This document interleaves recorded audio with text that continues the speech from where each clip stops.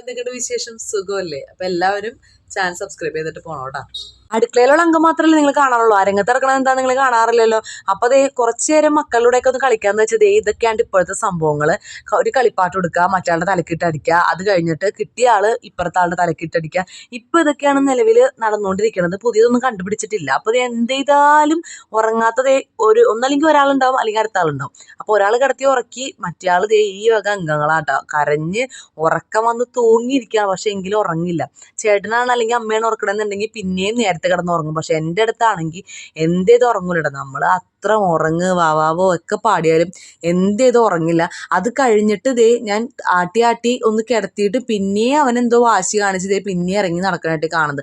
അതിൻ്റെ ഇടയ്ക്ക് മൂത്രമൊക്കെ ഒഴിക്കുന്നുണ്ട്. അപ്പോൾ ഞങ്ങൾ മാക്സിമം വീട്ടിൽ സംഖ്യ ഉപയോഗിക്കാറുള്ളൂ കേട്ടോ. രാത്രി മാത്രം ഉപയോഗിക്കാറുള്ളൂ. ബാക്കിയൊക്കെ ഒരു ഫ്രീ ആയിട്ട് നടക്കണേന്ന് ഞങ്ങൾ അങ്ങോട്ട് വിചാരിക്കും. മൂത്രം ഒഴിച്ച് തുണിയൊക്കെ എടുത്തുകൊണ്ട് ഒന്ന് തുടയ്ക്കാനായിട്ട് നിങ്ങൾ ഈ കാണുന്നത്.